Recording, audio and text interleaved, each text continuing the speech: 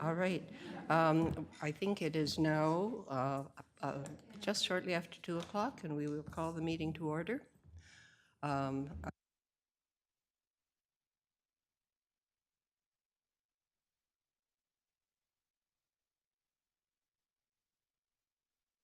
Approval of the agenda and amendments in approval of the agenda is what it says here.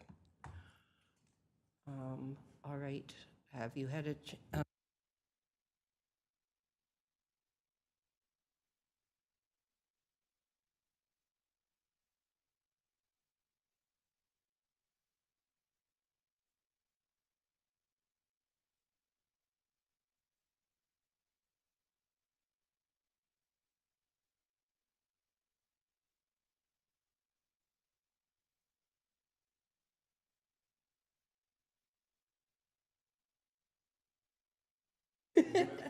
Now it's on.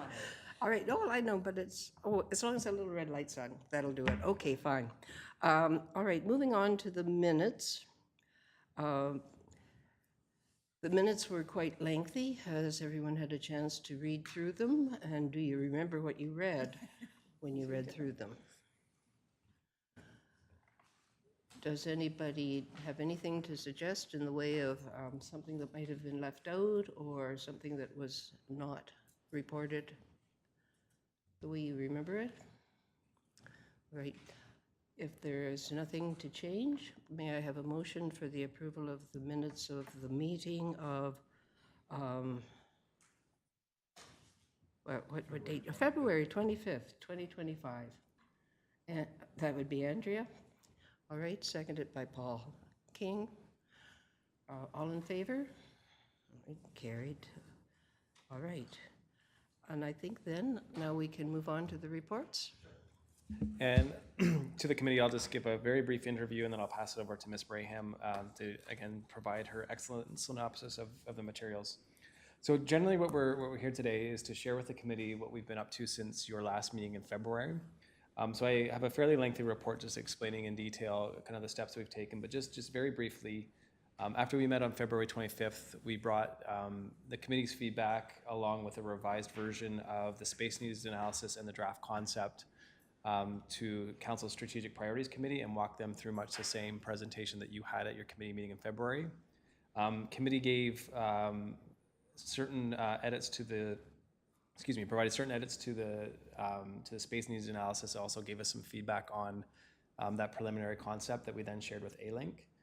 A-Link returned to us a first draft of the final design concept on April 9th. And since that time, Angela's worked with internal staff as well as some external stakeholders on reviewing the concept design that you have in front of you today.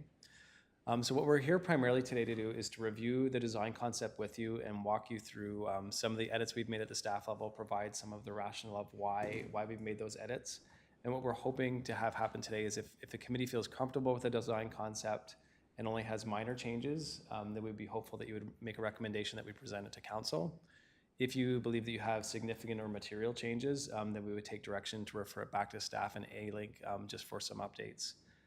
What you see before you today is an edited version that's been produced by staff. So A-Link gave us a design concept, and our friends in the building department who are skilled with PDFs have then gone about making a number of the changes.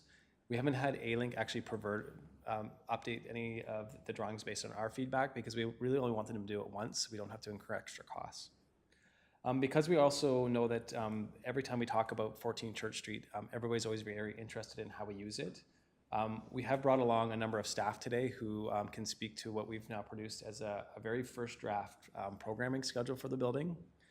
What the intent of the programming schedule is to show how we might use 14 Church Street on day one if it was available to us today. It's going to be part of a bigger package that we produce for council because council's asked us to come up with a concept operating plan for 14 Church Street. So in our view, that's a programming schedule married up with an operating budget for the building. So in the operating budget, we'd have a staffing model as well as the budget for things like insurance, heat, hydro, and all of that. We've only just begun working on that operating plan. So when I say I have like a very preliminary draft of a programming schedule, it's I think we met last Monday, to review this first draft. After staff had given Angela all of their input on how they might program the building. So we haven't, we're really only in its infancy. We haven't really worked on the staffing model yet, and we haven't worked on the actual operating budget yet either. But we just wanted to show a very first draft of that programming schedule to the committee, because we thought it might be helpful for you to ask us some questions that would then inform the final product that we produce for council. Presuming everything works as council or as staff have kind of envisioned the project going forward, we're targeting August 26th is when we present our final package to council, being a complete design concept that has been final updated by A-Link, the capital cost projections produced by A-Link, then complementing with the staffing schedule, the programming schedule, and the operating budget produced by staff. So again, we want to keep it very conversational. Grant and his team, especially around building layout, they're here and prepared to answer questions, and all the staff over to my right are all of the programming staff who've helped look at the building first and foremost, and as well produced some of the programming schedule that you've seen. So if you have questions on the how, they're here to help answer it. But with that, I'll turn it over to Angela, because she'll give you a bit more of a detailed analysis of the work that she's done since February 25th to come up with the package we have today. Thank you. First of all, it wasn't just the work I've done, it's been the staff team and Grant have been amazing. I especially want to thank Grant and Ray and Jason for the work they did on this. The original drawings we got back from A-Link were good, but they really took them and made them into something that I think really works well for the town and incorporates all the feedback that you've given us so far. So I think probably if we bring up the first floor plan, and then we can sort of walk through that.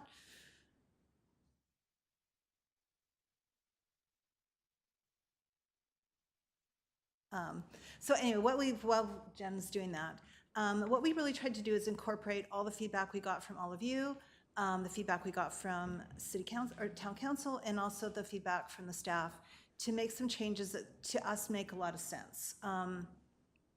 I think one of the things you'll immediately notice is that we did move the second staircase. Originally it was along the front of the building, which would block all the windows. We were able to move it to the center of the building, which gives more functionality, also makes the building feel brighter, more usable.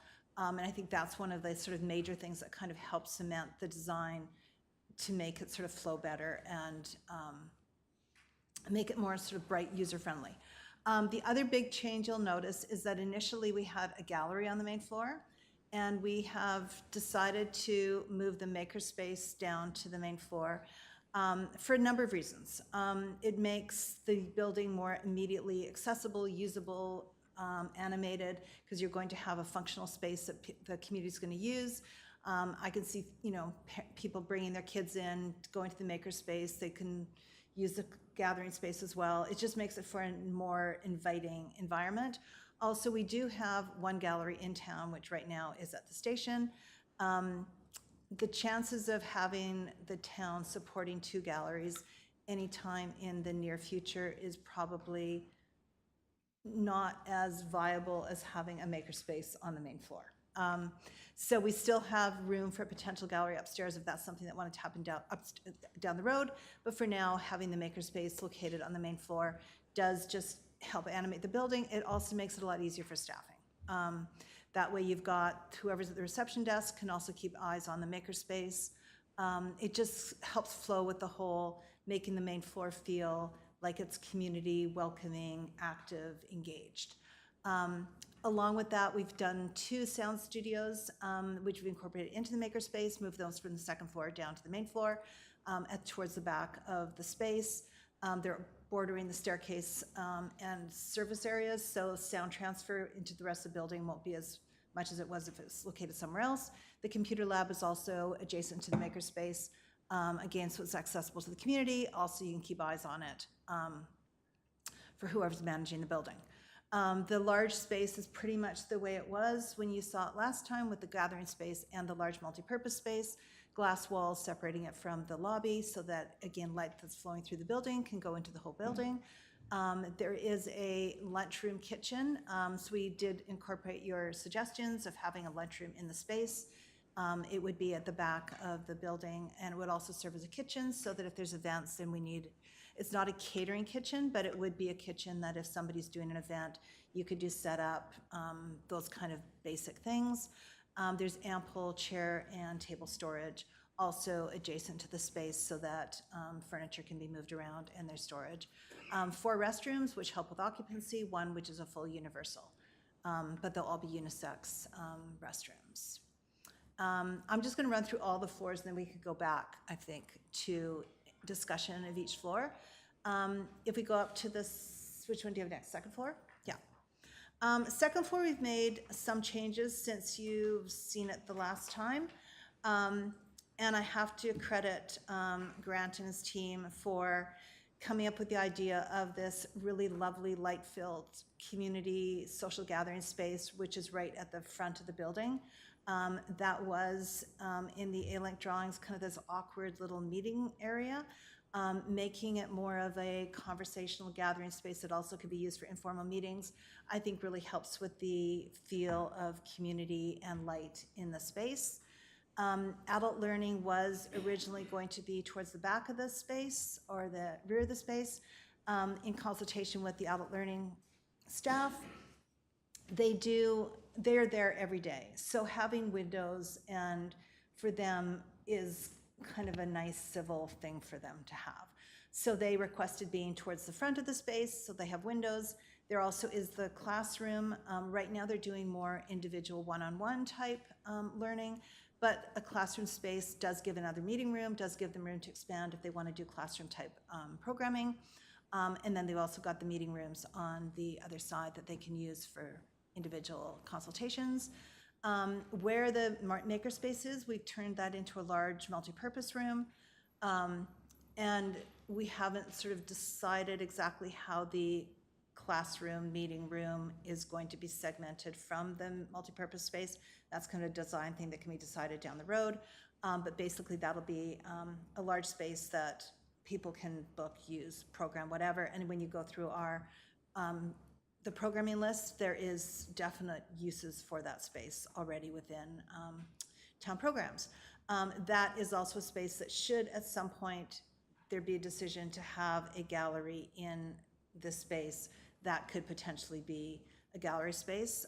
There's also the ability for, say, Stonetown Arts wanted to do an exhibition, they could use the walls of that space for those kind of temporary type things, but it's not a, gallery space that's sort of there all the time. On the right hand, you've got the meeting rooms, which are separated from the rest of the space. There would be a door there so that they can be used by individuals, groups, whoever needs meeting space, but also down the road, if we need more town meeting office space, they could be separated so that they are dedicated town offices. Again, you've got some storage. You've got 2 restrooms up on the second floor. So again, the space is not as publicly, the main floor is definitely your public space. This is still public space, but it will have some more private uses or dedicated uses. But you still have a variety of meeting spaces for individuals to study, people to have small meetings of various sort of sizes to incorporate specific uses, drop-in uses, whatever. On the basement level is largely building uses, so mechanical storage, all those kind of dedicated building purposes that you have to have, and then 2 large storage spaces. One that's for Friends of the Library for both their processing and their workspace and their storage space, and then also just a large storage space for building use and various town uses. There is a shortage of storage space for a number of the departments in town, so there has been requests for various areas to use some of that storage space. But they would be 2 sort of separate spaces for now, and then they could be subdivided as needed. And again, there's another restroom on the lower level, should we, well, for people that are working down there, but also should their change of use in the future require people to have access to restrooms. I think any sort of general questions before we go back to the first floor and we can talk through that? Yes. To do this. I've already forgotten to do this. Just a question for the building department, just so that we have a sense of space, and since we're not seeing 14 Church today, what are the dimensions of council chambers or the square footage, just so we can gauge? Approximate will suffice.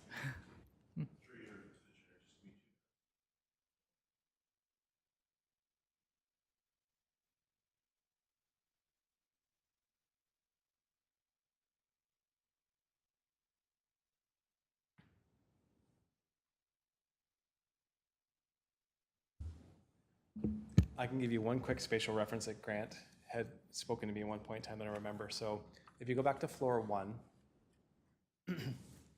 and you look at this community social gathering space, so everything from that little thin line kind of down to the bottom, at one point in time, Grant described that as 3 10 by 10 garden sheds side by side.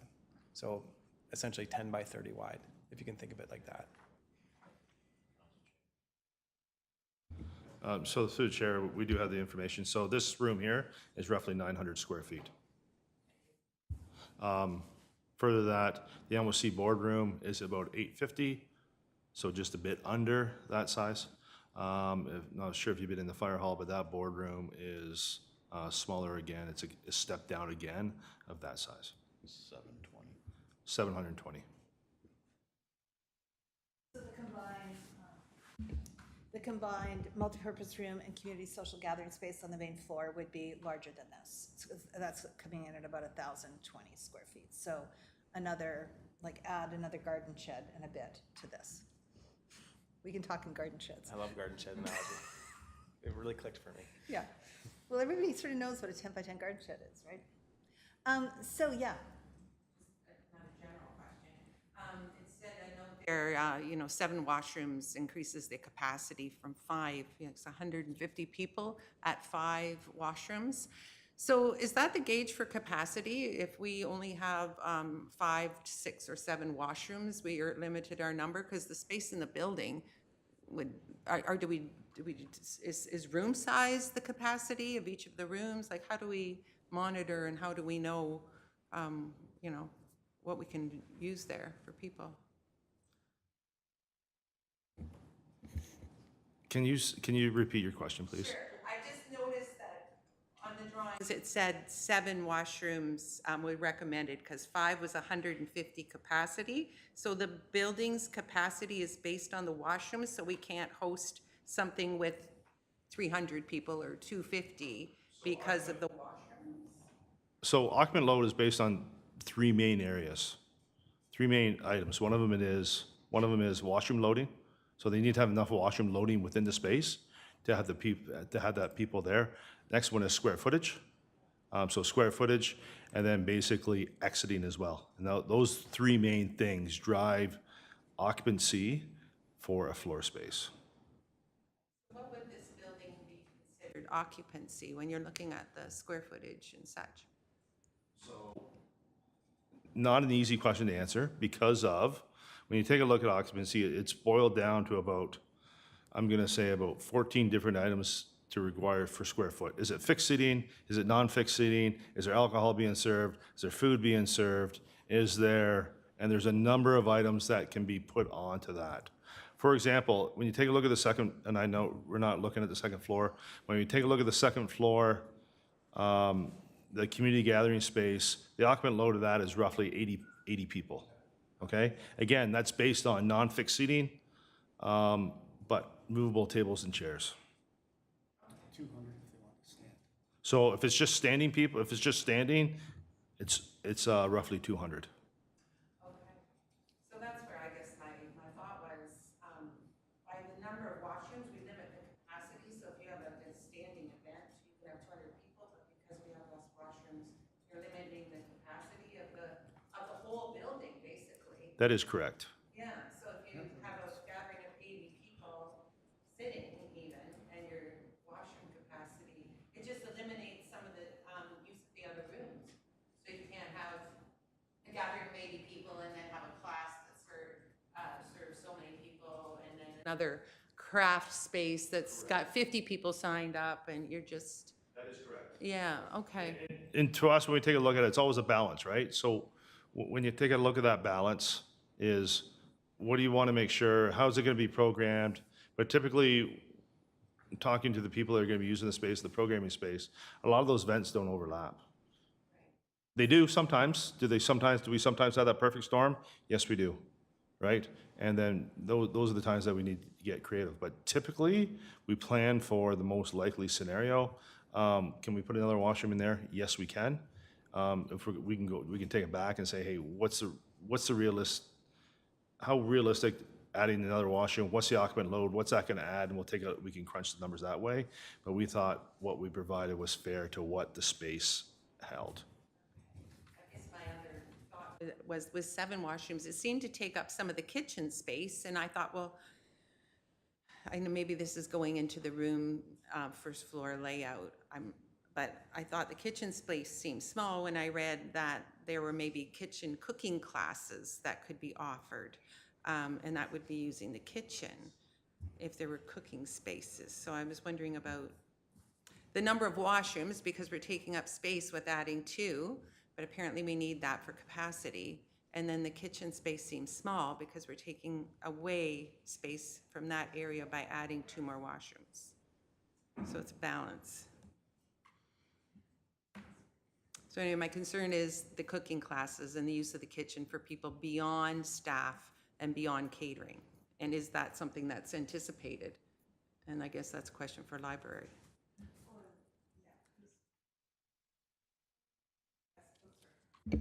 Who wants to address the cooking?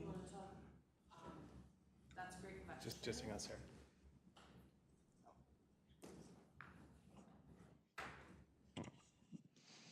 That's a great question, Councillor Pridham. We've been actually having conversations about cooking classes specifically to roll out to some of our community members related to the Nourish Market. And so in the interim of this project being available to the community, we've come up with an option. And if I may, I'll ask Jenny to just share what we're planning to do at the United Church around that. Remember that anything done in a kitchen has to be done in a certified kitchen. So right now the PRC has one, and we're hoping that the Nourish Market is hosted adjacent to the United Church kitchen, and the cooking classes we're considering offering there meet people where they're at the Nourish already. And so we do have options in the community specifically for cooking classes around that. Jenny, is there anything you'd add to that? Yeah, so we're hoping with other community partners to try that, and we'll have more information after that, and we'll learn some things from that. But until this building is ready, our plan is to use the United Church for that, and we'll see what the response is like from the community.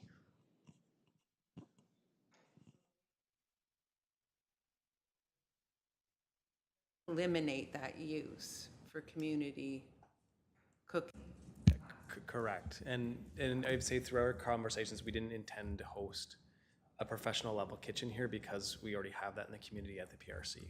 So rather than have redundancy, if you're to do a professional level cooking class, you would want to push it to your professional kitchen up at the PRC.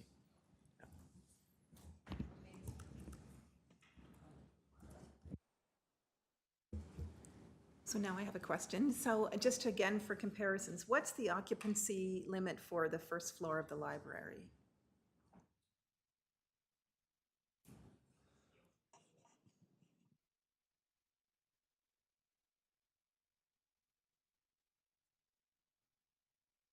Yeah, it's probably not. Yeah. I'm thinking it's probably not in compliance. But. I don't have that number. We People can, have spent the weekend planning trick questions for you. So, you have. but I suspect one of the challenges with the library is going to be restricted to the number of washrooms, right? So we can get that number for you, but We know the 2 washrooms, so there's more than 150 people that can be in that building. So is that correct? So it said there with 5 washrooms, there were 150, but I think you have that with 2 washrooms. In the basement and the one upstairs. So now As long as those floors are open, again, you can't count a washroom for occupant load when you have it locked out to only certain people that can use it. Right, take for this floor, for example, if you're gonna hold a function down here, even those washrooms downstairs that are locked out during the day for performance for community players, they can't use those for that occupant load for up there. So I think you have to assume that the basement washroom is not really counted, right?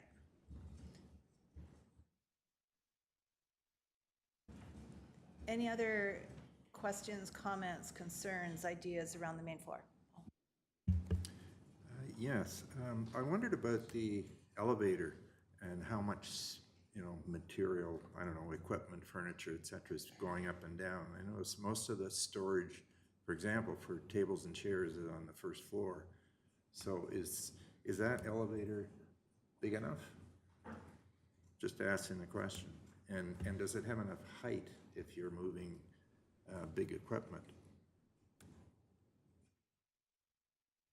Is that a grant? That must be a grant question because everybody's looking like this over me. To the chair, to Mr. King, we haven't got into those details of what's the size of the elevator, how big's the door going to be. When they plotted it down, we just said, hey, we know we need an elevator, but we haven't got into the specifics of how big is the elevator, how wide the door is going to open. We know it needs to fit OADA standards, so it will be big enough for that.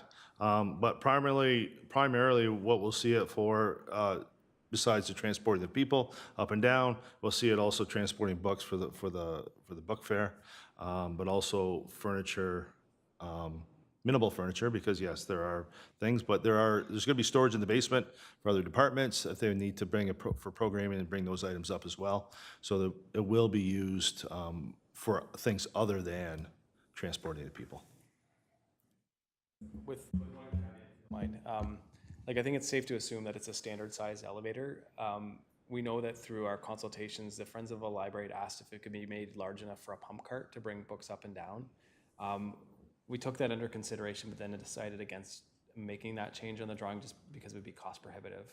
So now the assumption is that if the Friends of the Library were to use the main floor for their book sale, everything would be moved with hand cart from their current storage.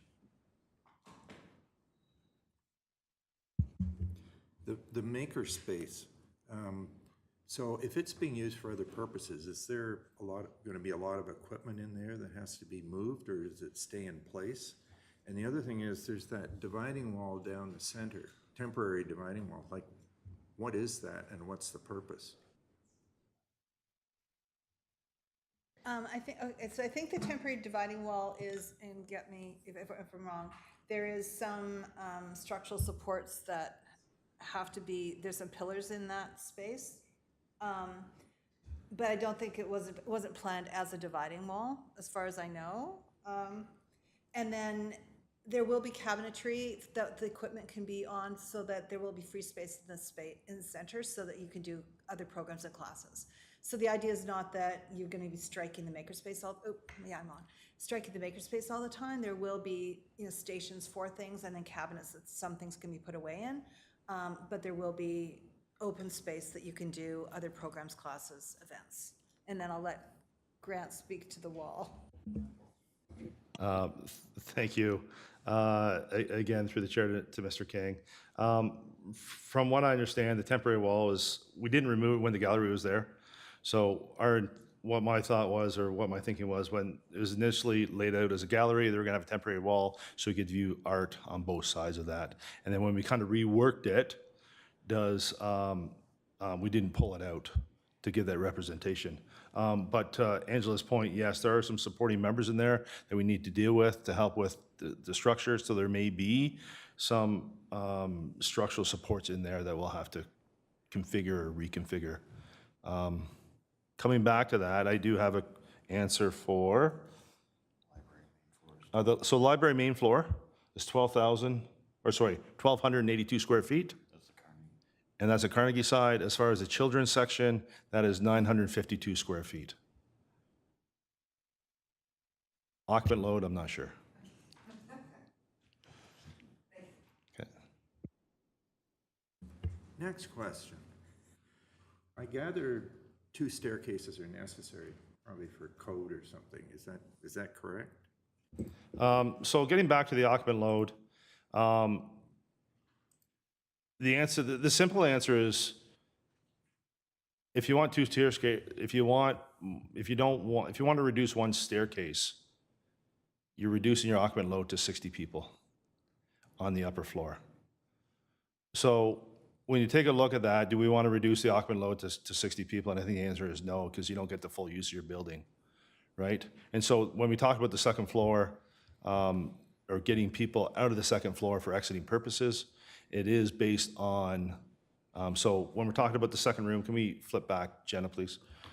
So when you take a look at, again, the multi-purpose room, or that, sorry, back one.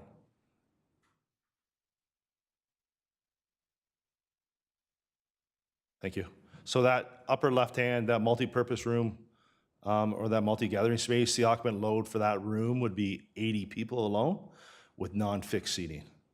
So when you take a look at, and we kind of had to run those numbers. If the occupant load for upstairs, for the entire upstairs was only 70 people, and you're gonna put a second stairwell in, sure, you wouldn't put it in because all that work for 10 extra people. But when you take a look at what some of the challenges that you're having with that second staircase, it does need to go in there. One of the challenges with this staircase is the location where they are in close proximity to that. And so that is basically maybe for one main reason why they are. Typically, you see them at both ends of the building, exit from the left, exit from the right, and go out the outside. So the challenges here is when we talk about the existing staircase in the upper right-hand corner, it goes out to the alley, and that's been there since the building was incorporated for a number of years. So it makes it natural that we have that, and exiting stairs must exit out, okay? Meaning they can't go into a general space unless it's fire rated. So when you take a look at that second set of stairs, when it comes out, it goes into a fire rated room with a 45-minute fire rating to allow safe occupant or safe exiting from the building. If we want to put that on the left-hand side of the building, as it sits in front of us, or the south side of the building, we'd have to create that corridor, that 45-minute corridor to go out. And the reason we preferred it in the center because there's a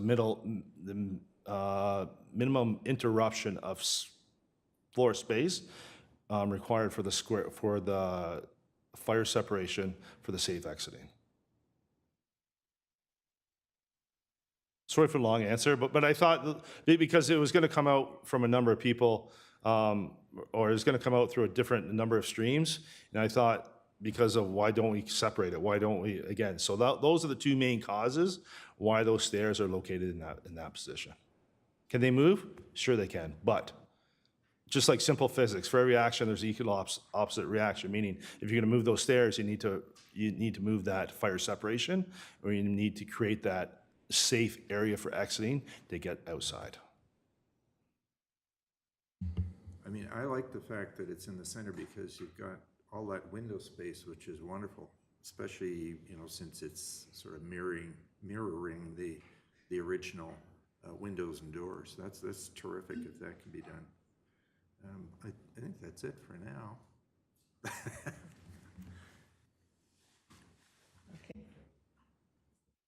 Got a question, another one for Grant.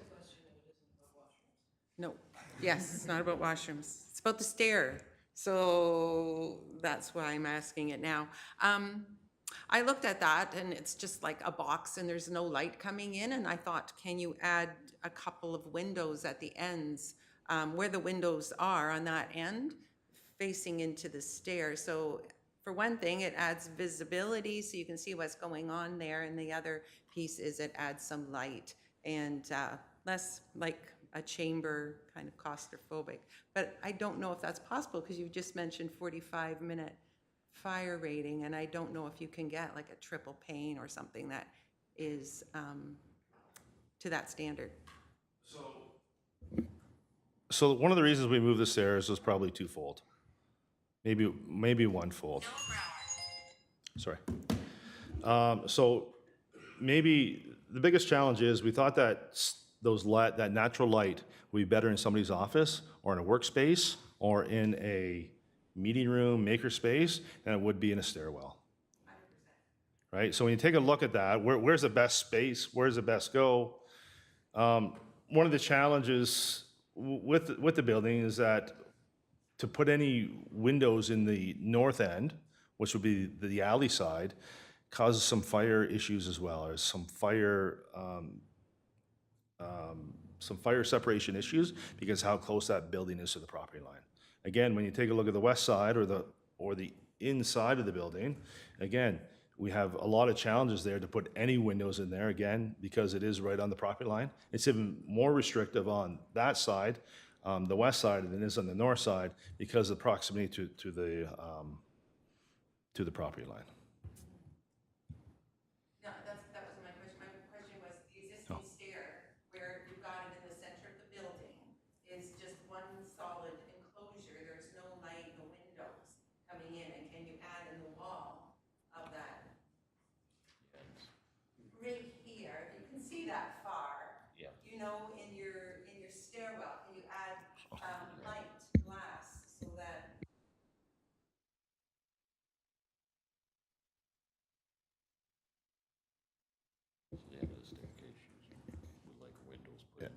So during the design phase, once we get further down into the design phase, we can have a look at that.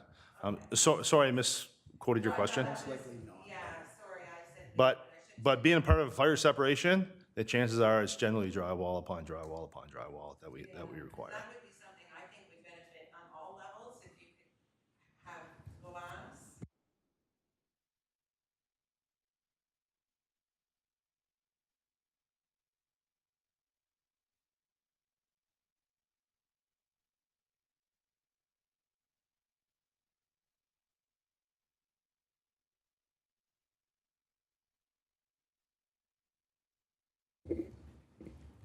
Fair enough. So what we do during the design stage, we will take a look at that. But typically, when you take a look at most exit stairwells, like 95% of them, that's what they have. They're all encapsulated because of that fire separation. Basically, they need safe egress to get out, right? So we will take a look at that, though.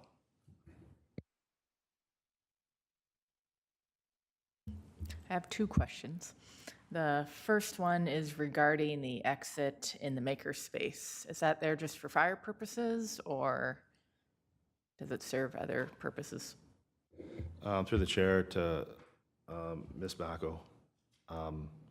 So the reason for that is because it's an existing door that we did not want to close in.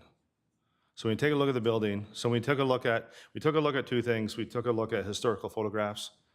So typically the door, there is a door there. It is not there today, but we would repurpose the door to where it was when the building was first built. So typically it's not for, if this was a new build, we wouldn't have that exit through there. We wouldn't have those doors through that. But one of the items that we took a look at is that you can have direct access into that makerspace or into that meeting room or into that space from the outside if we needed to. But the reason that it's there is because it was there originally. Thank you. And second question is the computer lab space is approximately a 12 by 8 garden shed size. Thank you. Just wondering how many, is that sort of intended more for desktops? And if so, how many can fit in there? I'm assuming this would be coming out of what's currently at the library or being added on to that. I just want to get a better feel for what that space would look like. Through the chair, yes, at the moment, our public computers in the library, we have 4. And so that would easily fit that, and it would have room for growth. At the moment, we have desktops, and we're looking to keep desktops. Does that answer your question? Okay. Thanks.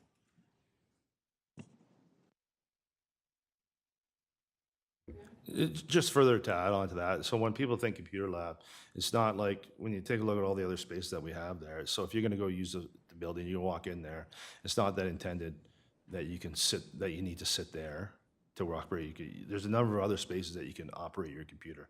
This is for one of the programs at the library that they have. Again, moving their computers over, or if I shouldn't say one of the programs they have, but one of the services they provide. Thank you, that they have. But if you're going to take your computer in and say you want to get caught up on work, you can do that in any of the other spaces because I'm assuming there will be Wi-Fi within the building that you'll be able to have that Starbucks feel or that coffee shop feel. You'll be able to do that anywhere throughout the building as long as there's seating.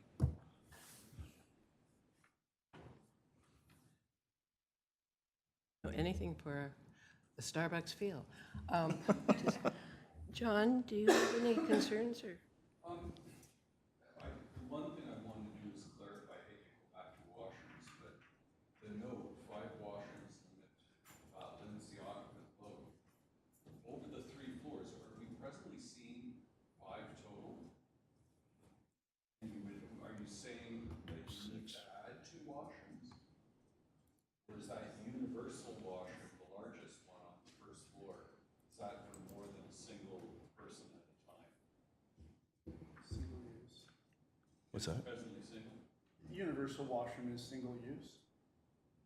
One individual in the washroom at a time. So it doesn't, you calculate washroom capacity. push a it's button. based on. You calculate washroom capacity, it's based on a fixture. So if we have multiple fixtures in, we would count them like multiple toilets, but each one of these are single use. So we're counting them as individual washroom groups. So that's how we would calculate based on the washroom capacity that would reflect to the occupant load. So could you confirm I'm seeing on the plans 5 washrooms? Or In the whole building? yeah. There's 7 washrooms within the whole building. 4 on the main floor, 2 on the upper and 1 in the basement.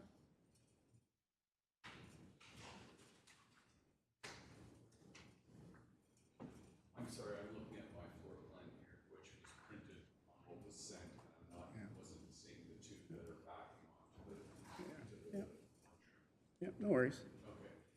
And the only other thing.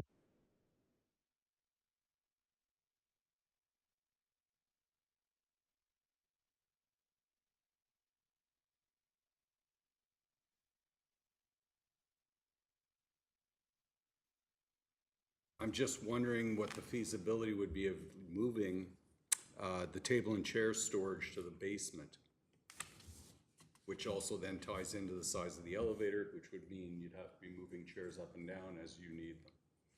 It just strikes me that if that space is a bit dear,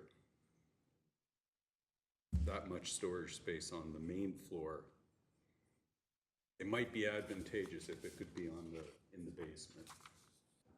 So through the chair, we did take a look at that. And so one of the challenges with putting it in the basement, as you know, it takes time. Like, it takes time and more resources to set stuff up and down. And what is our goal is that either if it's going to be a self-promoted program, say they're going to run a fitness class, or say they're going to run sort of like a speaker group, whoever is there, they can go in there, grab the stuff, whatever they need, and kind of move it out. And it's supposed to be more efficient than anything. Again, yeah, space is very dear. But again, there is more storage. When we're talking to Ray, he did want roughly twice the space of that. But we know there is going to be more storage in the basement for those larger items that we know can offset. Can we make it a bit smaller? Sure. But we want to make sure that, again, that it was squared off with both the kitchen and the kind of the washrooms to make sure that we had enough square footage for those items to go there. So that's the reasoning behind having the storage on the biggest reasons having the storage on the main floor. And again, I guess down the road, once we see it really being used, if there is a real demand, then we could look at taking some of the space in the basement to move those tables and chairs and, yeah. Those were my concerns.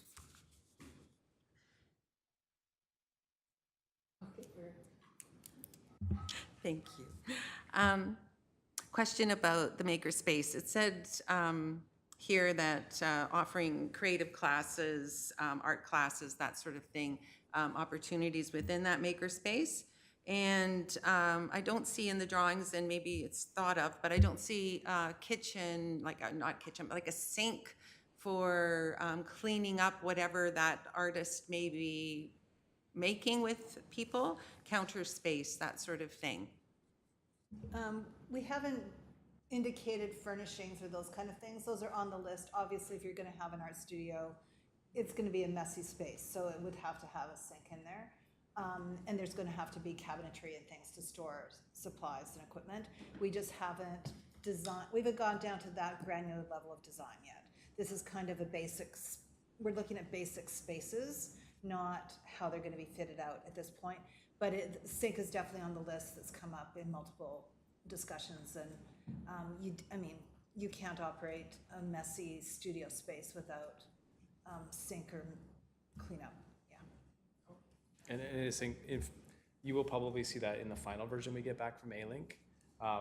We have a technological limitation where this is something that was been created by Grant and Jason and the team, essentially just by taking the program we have and cutting and pasting other spaces just to fit it in. So when it comes back, and to me, it looks fairly good and fairly professional, but A-Link will do a final professional job once we submit the comments out of today. So you will see things like millwork and sinks in there.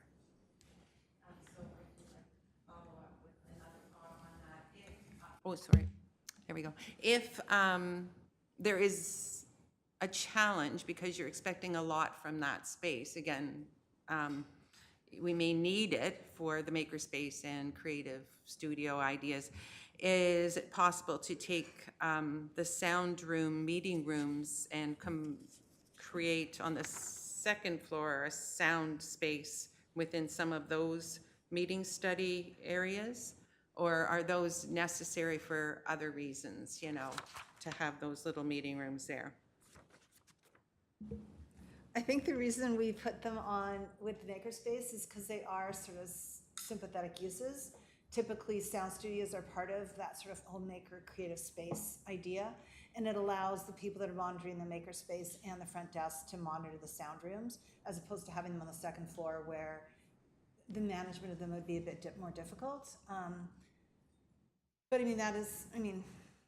that's one of the things that can be discussed. But it seemed to be just be a ease of use, ease of space, ease of management, to keep all those sort of things together.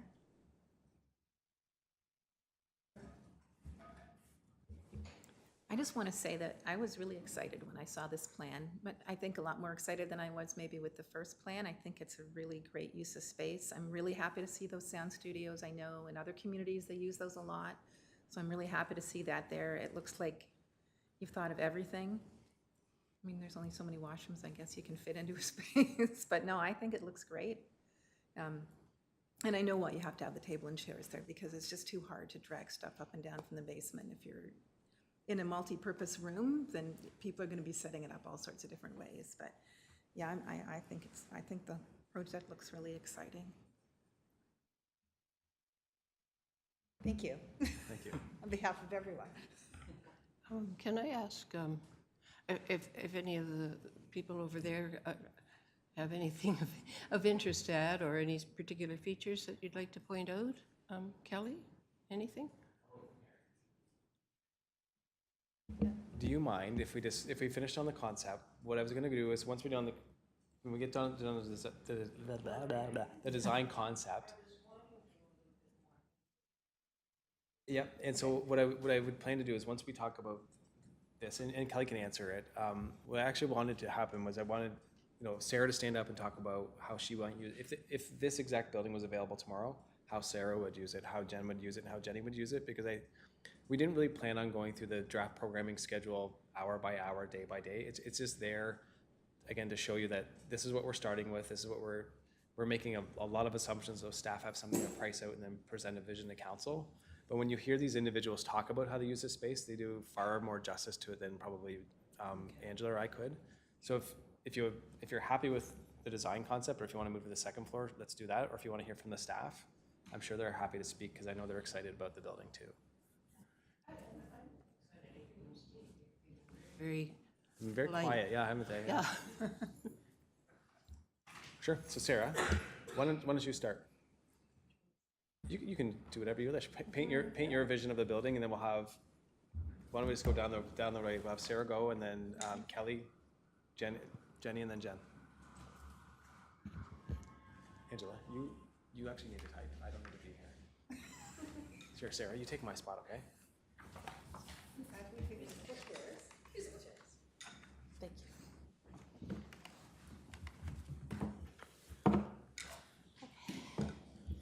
Thank you for, is this on? Yeah. Thank you for the opportunity to just chat briefly about how the library would love to be able to use the space across the street. As you know, our intention is we're very excited to be a part of this project. And really the world is our oyster about how we would activate the space across the street.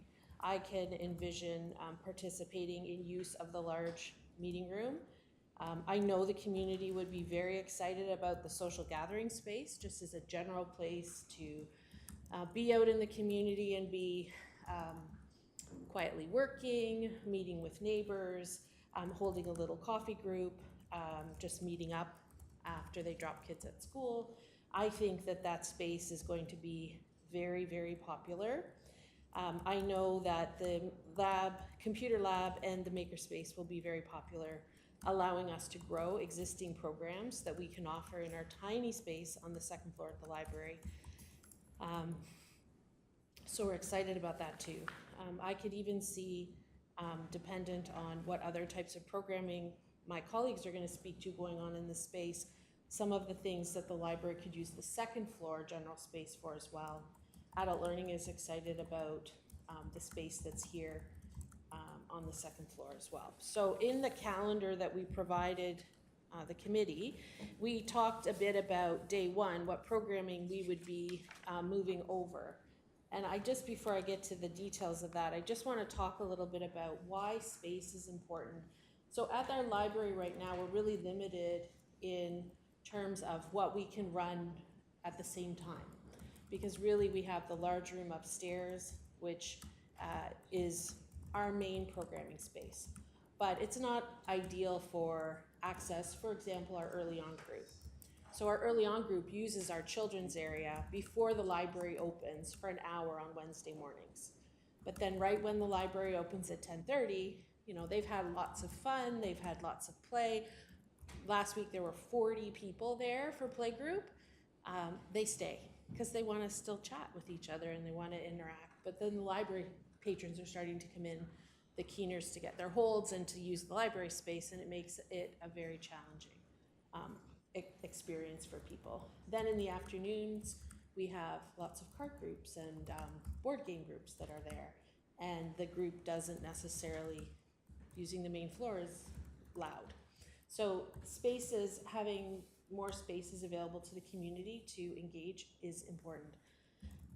The value of programming to St. Mary's is significant. And I know it's easy to say that we have the PRC and they do fabulous work at the PRC, but I think you'll hear from my colleagues that we're starting to, at key times of the day, we're starting to need more space. And these programs that we're offering on the calendar are vital to the community because they offer opportunities for connection. If traditional recreation activities are not your thing, and you're more interested in sorts of things that the library is offering, that's your opportunity for connection. And sometimes there's overlap, so we're seeing faces that use the PRC also using the library, but often they are a different group of residents. And those social connections are really important to fight isolation. In the United States right now, 58% of Americans identify themselves as lonely, and that translates into quite a health impact. When you identify yourself as lonely, it can have physical impacts on your body. The US Surgeon General released a report just out of interest on this very topic. And he argues that the pernicious nature of loneliness is having a financial impact on the economy.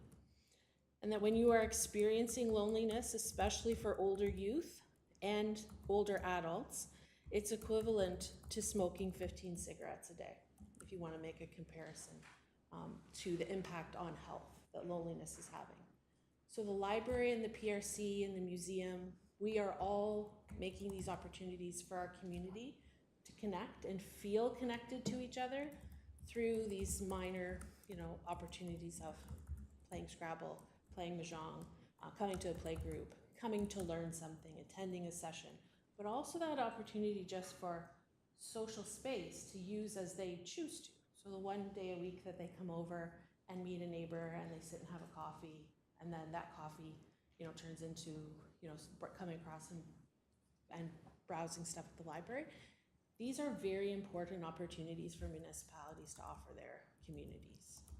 So if we look at the schedule, we've all laid out what we would do effective day one.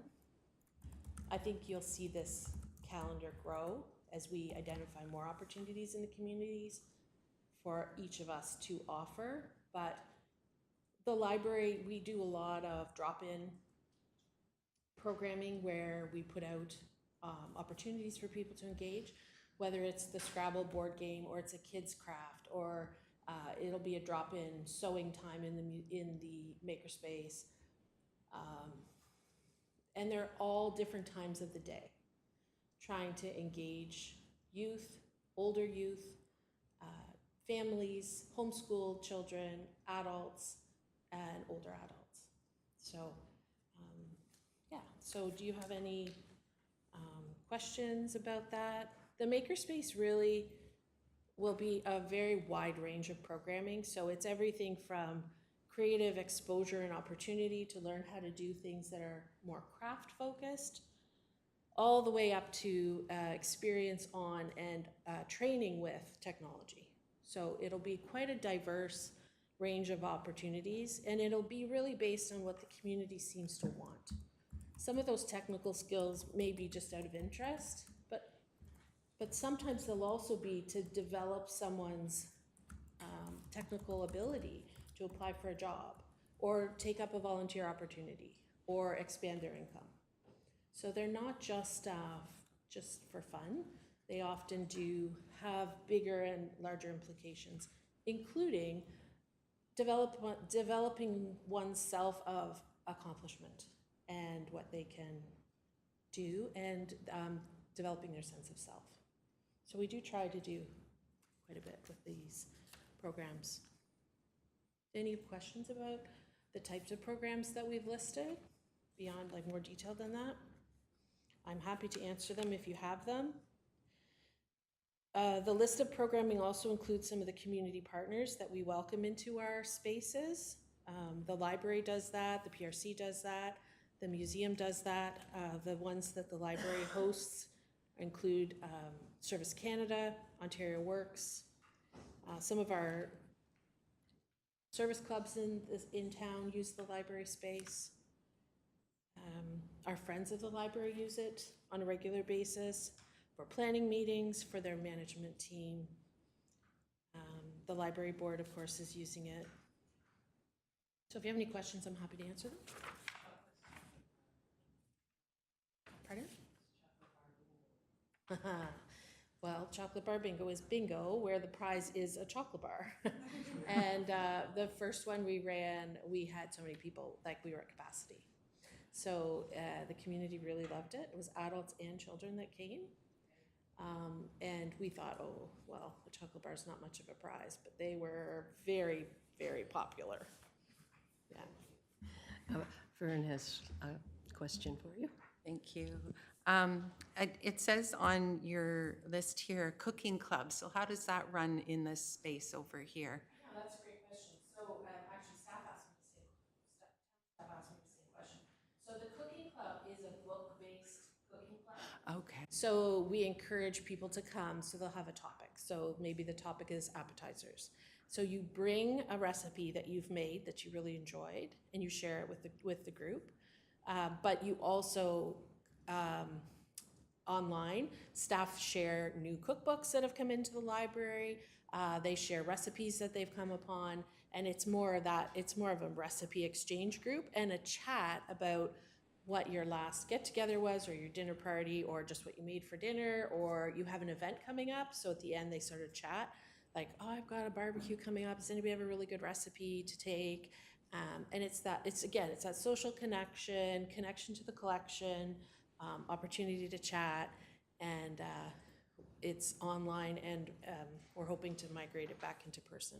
But everyone's loved the ability to just Zoom in on a call. But I really like them back. Yeah. Oh, of course, yes. Got it. Got it, yes. Yes, you're welcome. Any other questions? Okay, always available if you have others that pop up. Don't hesitate to reach out. I'll pass it over to one of my colleagues.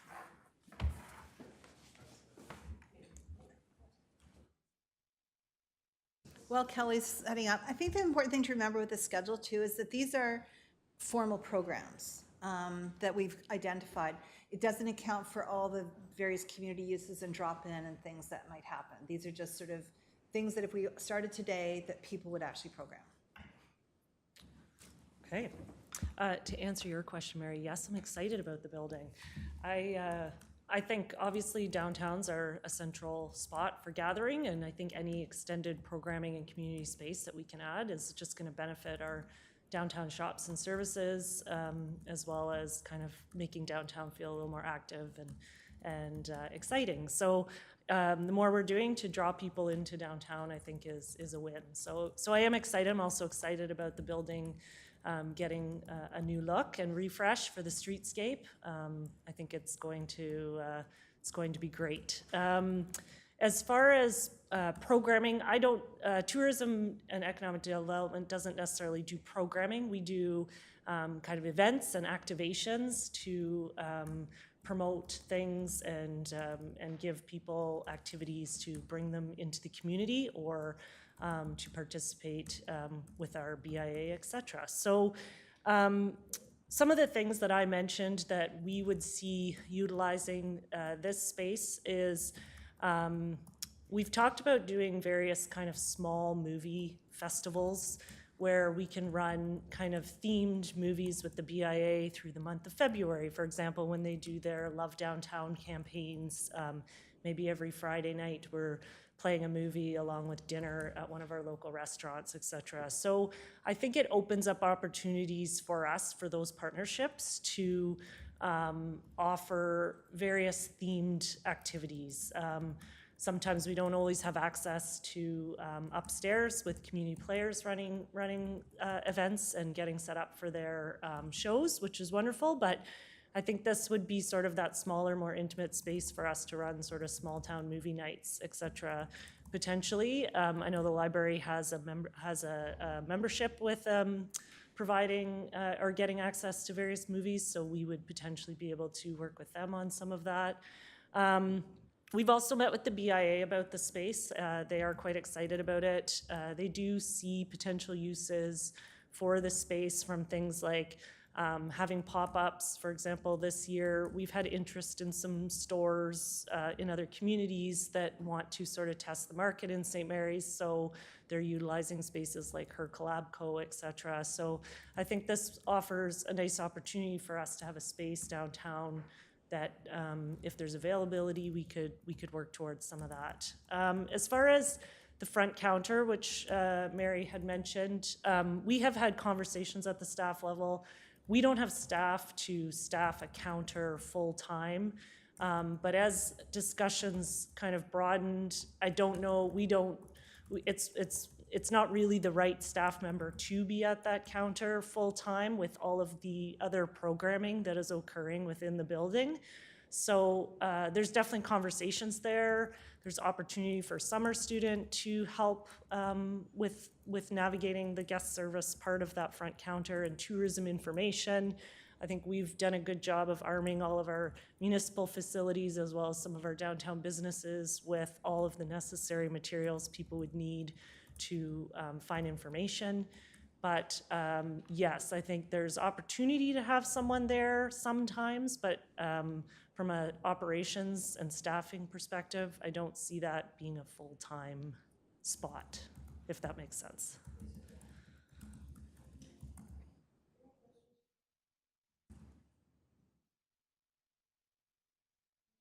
Okay, over to someone. Thank you.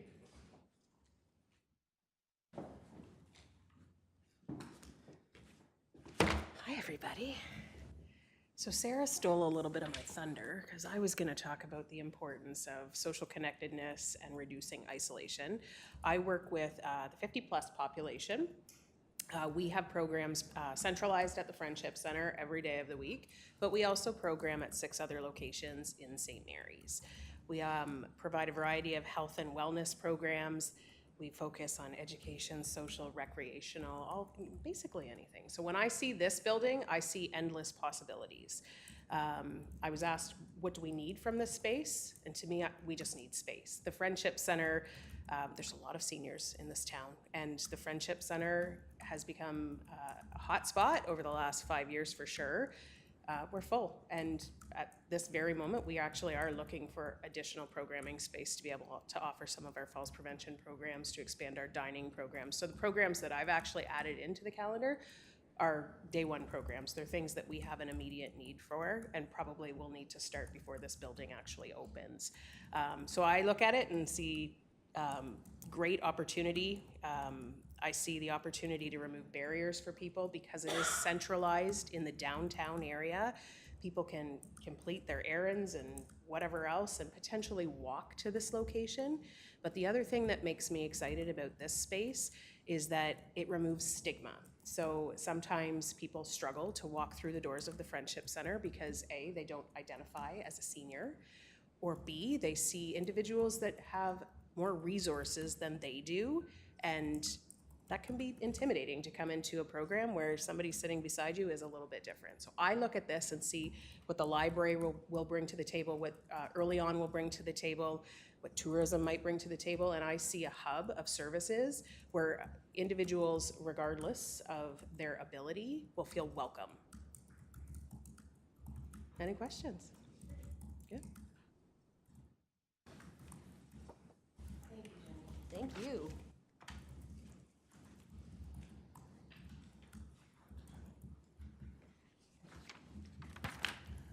I'm sorry, would you mind introducing yourself? Sure, I can. So I'm Jen Lewis, and I'm the Early Learning Services Manager. So I run the main child care center, the before and after school programs, and then Early On. So Early On is one of the reasons why I'm here to talk today. One of the mandates of our Early On program is that we meet people where they're at. And that was kind of along the lines of why we started with Sarah at the library. We run a lot of our programs out of the PRC, but we needed an area that was more downtown for families that couldn't get over to the PRC. So a few years ago, we started to join with Sarah in doing a play and read program on Wednesday mornings. As Sarah mentioned, that program has continued to grow and grow and grow, and we see this being a wonderful opportunity to be able to move our program just across the street so that there's the capability of having growth inside our program. We also talked a lot about the opportunity of having a baby time program that would come over to the downtown core as well. Just the way where the building is set up, just the design aspect of having the one room with like a community hub in front. Some of the visions we had of having our baby time program and then allowing parents afterwards to go and sit and kind of mingle and be able to work with each other and talk to each other, support each other, because that is one of the other things of early on that's really important, is that connection building between the parents. So when they're engaged with their children in the program, it's a little harder to have that time, but we figured with baby time program, once the little ones fall asleep, they can kind of sit back, have a coffee, be able to sit and talk to another parent, be able to support each other. So that was, we thought that was kind of really great niche of having a space like that we could have that space to be able to allow parents to do that. Also having professional development for our childcare staff. Right now we're limited to just a school classroom to be able to do any of our professional development in. And now, if these spaces are open, we'll be able to use a larger space to be able to bring in guest speakers and be able to do more professional development. As well as the maker space, we're looking at that for some of our BNA programs and summer camp programs to be some specialized programming that we could do. We could walk the kids, because we're just over here on Holy Name, can walk the kids over and do some kind of creative experiences over the maker space, and even with our BNA programs, have some kind of specialized programming. I think the children will really, really enjoy that. Any questions? Amazing. No problem.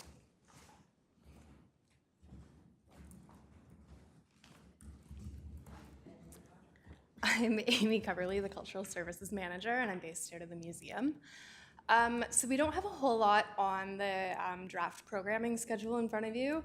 The main thing we are kind of looking to use the space for from a programming perspective would be our seminar series. So I know as two of you at the table are intimately aware, when we host our seminars, we are pushing all of our furniture out of the way and staff are kind of disrupted while we do that setup at the end of the day.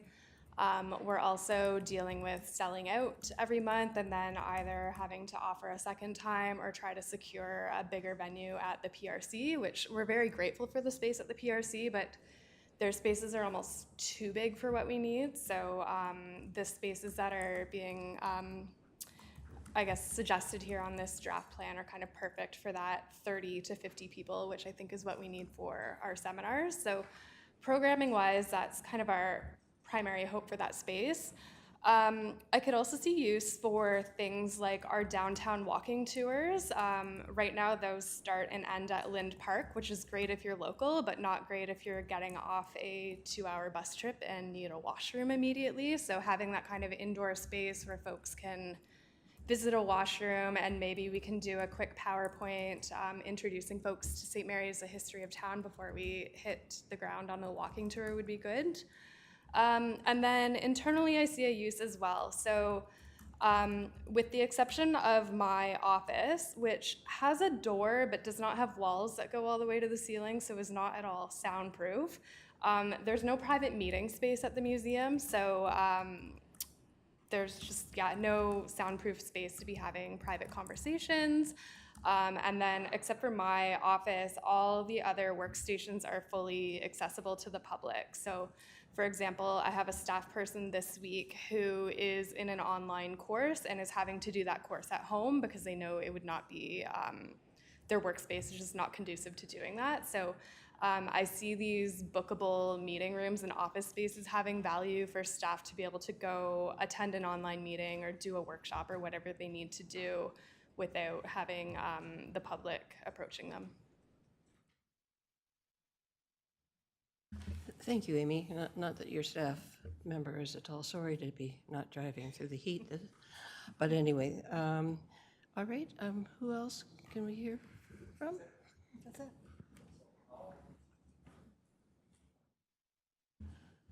So I just, I appreciate the committee allowing us to take the time to try and, I guess, practice our pitch and try and chart out a vision. I think one of the things that council's really challenged me over the last several months is to try and explain and paint a vision of what that building's going to be when it opens. And it's been very, admittedly, it's been very difficult for me through this project because it's, as I tried to explain to council a couple months ago, it's really a chicken and egg. There was what felt like to me a very methodical process we laid out where we couldn't really tell anybody how we were going to use the building until we knew what was going in the building. So that's what you accomplished in February and then council blessed in March. Now that we have what we think, at the staff level anyways, was a better picture of what the space is going to look like, that was the first opportunity in my mind that, okay, council has blessed what we think we could use the building for, and now we kind of know what it looks like. I can take everything I need to my staff to say, how would you use it on day one? And very much surprisingly to me, I personally didn't appreciate how much our programs have grown, especially in the last few years. It was news to me to hear from people like Jenny and the others to say that our program's are already bursting at the seams. We've run out of space in these large spaces. And I think Angela put it very perfectly in her memo that if we were to open this today, if it was open right now, it would be already today a vibrant community hub. And I think that's a really good thing for us. We talk a lot about downtown revitalization in St. Mary's, and the best way to revitalize anything is just to get people there. And what you're starting to hear is this vision from your staff, whether it be library, whether it be the Friendship Center, early on, the museum, tourism.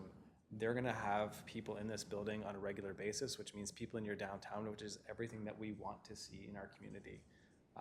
So as much as it's been difficult up until about this point to paint a good crystal clear vision, I think we have one now. We're talking about truly a community hub with lots of good partnerships there, whether it be social services, whether it be internal programs to the town, external users like the BIA, lots of good use of that building.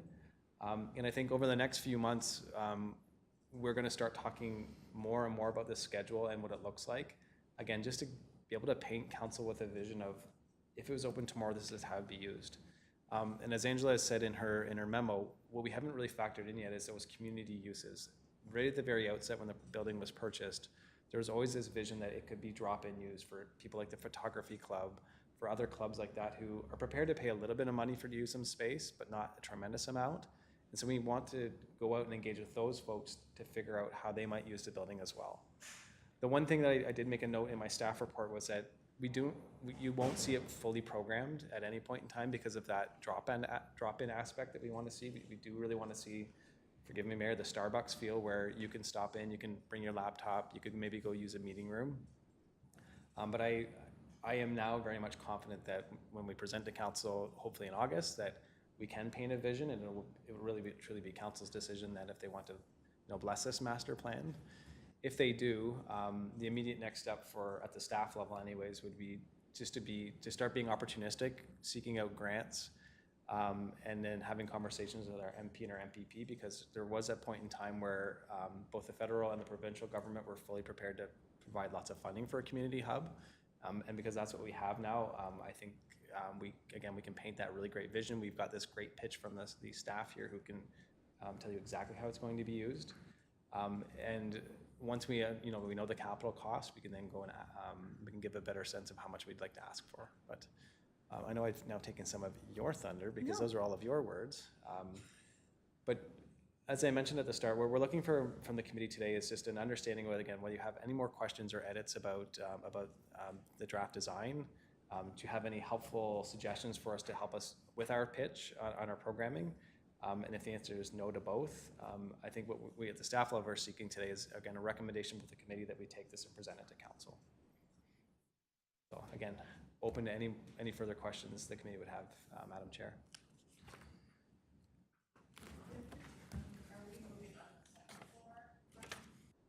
Comment period now, or? I think we're in the free-flowing conversation phase. Yes. So any questions you have, Andrea, yes. Alrighty, thank you. Sorry, I'll turn my mic on. Just a question about the purple office area on the second floor. I like the number of offices, blah, blah, blah. I'm just concerned it might be a bit of a dead space, having spent some time myself on the lower level of Town Hall down the hallway. It's not, it just like I don't know how to reconfigure that myself. So perhaps this is the best way, but, and just to maybe, I don't know how to do it, but just a suggestion to everyone else who does know how to do it. If there's a way to get more air or light into that space, that would be great. I'm also kind of concerned still on that same space there that if that is, I know it's not, I know that the second floor isn't as public a space as the first floor is, but I am concerned that that is kind of getting to be a very private, relegated area that doesn't have as much visibility. So just something to keep in mind. Just for safety reasons and just for atmospheric reasons, if there's a way to lighten that area up a bit. And I'm not even using the right words because I don't know how to do it myself, but just something to keep in mind. And I think that's a fair point. I will say the privacy is certainly a little bit purposeful. It does feel more like a wing of the building now, and that's kind of reflecting the fact that, maybe at some point in time, say in 10, 15, 20 years from now, if we do have to start locating administrative staff in the town there, that it works naturally for that. But again, the first use of that area is, again, individuals who need a small meeting space can use it. But then those external partners that come in, whether it be Ontario Works or Service Canada, or our community outreach worker who needs to have a private meeting space, again, allowing a certain degree of privacy for those people and their clients, it was purposeful. But I think we hear your point that keeping it open and airy is kind of again emerging as a theme, both from the comments here at committee and the comments at council. Yeah, because like 3 of the rooms as it is right now have no natural light whatsoever coming into them, and that's kind of a bummer. Again, the building department may want to speak differently to this, but I feel like we've seen really good examples of new builds in other agencies where they use glass walls, and that's just one of the better ways we see to promote it. But I don't know if you folks have any sort of comments from like they have to be fire rated. So let's start where we came from, kind of. So when we first took a look at this, that's where adult learning was. And nothing really fit within that space because we took a look at it. What do we put here? How does this work? Can we incorporate the meeting rooms and the whole 9 yards? And honestly, this was the best fit for what we had available. Again, you only got so many Lego pieces or so many Tetris pieces that you can work with, right? Just to jump onto what Mr. Kittmer was saying, yes, do we expect that we're going to have some sort of natural light coming in through glass offices and glass doors and stuff like that, or transoms, stuff like that? Yes, we do, to help avoid that. We've all been in that situation. We've had an office upstairs at the library or downstairs at town hall, where you want to try and avoid those, and we're trying to over-design and to help avoid that, so that it will be front of mind, to make sure that it is not feel claustrophobic, does not feel gloomy. But again, when we took a look at what ends up here, this is probably the best fit for the Lego pieces that we had left over, so. Oh, and I very much appreciate that. And I just want to echo Barb's sentiments that when I saw the design for this, I was like, oh, this is excellent. Like, this was my sort of area of concern. Like, I even see space on the main floor for that, like, for the, if we're going to be talking about Lego, and it's good that Ray's back now, because there is that really cool light bright installation in Galt. I see a space for that right in the lobby, so it's very exciting.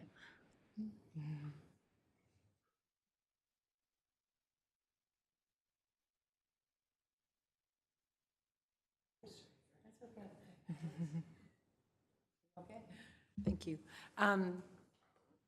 Just further to the comments in that space, that's where I would see if there was a need to relocate the sound rooms, to really relocate them in that space. And then if staff were doing their meetings, that's as suggested, their online meetings, their studying, that sort of thing, they may be able to do that in those rooms, being a sound space, and book them as well as the public book them. And it would be away from the makerspace, which may be a very busy space as you're trying to be quiet. You're viewing outside, a lot of activity going on, which really isn't conducive to kind of a quiet space.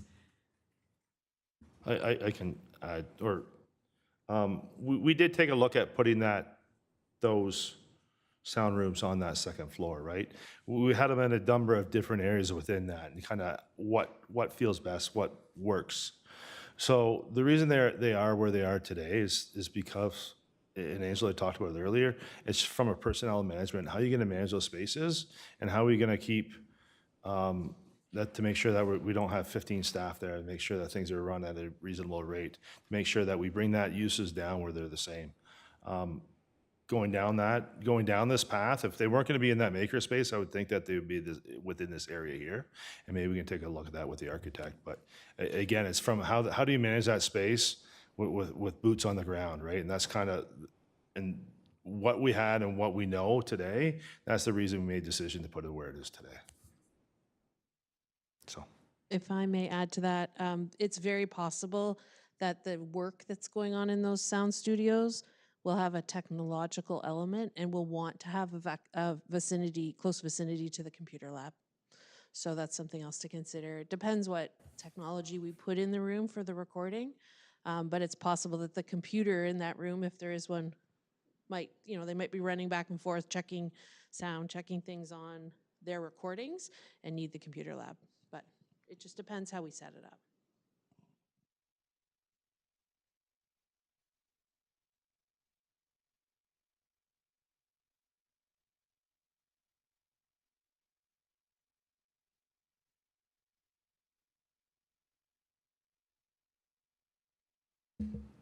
Well, I suppose to the committee members, if you're satisfied with what you've heard, you've had no further questions, I guess we're at the point where we'd look for whether or not you're recommending we move on to council, or whether you want to refer us back to A-Link and back to our staff table to do some more work. It sounds as if, from what I'm gathering, we're ready to move on. Okay. Don't you, aren't we? Yeah. So then through the chair, what I would suggest is that your resolution probably is fairly straightforward. When you look at the agenda package, you would just cut off and say, Downtown Service Location Review Committee recommends design concept for 14 Church Street be recommended to council. Right. So I can make that motion?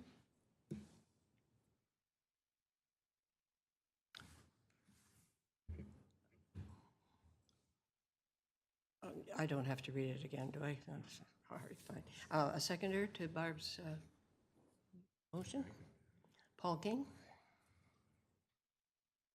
Right, all in favor? Right, motion is carried. So then, just again, just for the committee's interest, what our next step at the staff level will be is we will refer.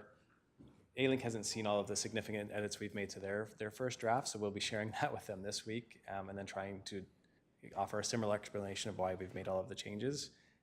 They will then move forward to come up with what we consider to be a final draft of the design concept, and then they'll begin pricing it out and giving us what we call a Class D estimate. So it's really a range of costs of what this could cost us to renovate at this point in time based on construction prices today. It usually comes with a level of accuracy around plus or minus 25%. So Class D, you usually go from Class D to Class C and then up to your pre-tender estimate. At the staff level, we still have a considerable amount of work to refine that programming schedule you've seen, then come up with what we believe to be a reasonable staffing model if this was to be offered tomorrow, as well as our operating costs for just the facility-related items like cleaning and heat and hydro. We expect all of that to be ready to be in a place to present to council on August 26th. So if you're interested, I'd suggest August 26th at 9 a.m. is when we'll be presenting the final design concept as well as what we consider our final concept operating plan to council, and again, making the pitch for council to what I hope is at least accept what we consider to be a master plan and then give staff the instruction to move on and start seeking grants if they're available. Thank you. If we had been allowed to get in today, what would we have seen? Not much, not much. But my thought was that it's when you stare at a piece of paper here in front of us, those questions you were asking about. Give me that spatial reference. Like, how big is this room on this drawing really in relative to this? You would have seen that better. What I would encourage you to do is to come out August 9th. Yeah, come out to doors open on August 9th, because. Yes, because I will share that it's slightly unfair to council in a way because they're not going to get to hear this presentation until August 26th. But what we plan to do is take the design concept you've seen today and actually tape it out on each floor. And that building will be open, fully accessible with a stair to get it both. So you'll actually be able to walk through, take a design board, look at it, and then walk through the building and see, again, spatially how it all lays out. Because everybody is asking that question, what are you doing with the buildings? We're going to show them our best available draft that we have today. It's public information as of today, and laid out on the floor so that any person who comes to visit the building can actually walk it and experience it. Thank you. Yeah. All right, I will call for a motion that this meeting of the Downtown Service Location Review Committee be adjourned. John is moving and seconded by Fern. I guess we're all in favor. And the time is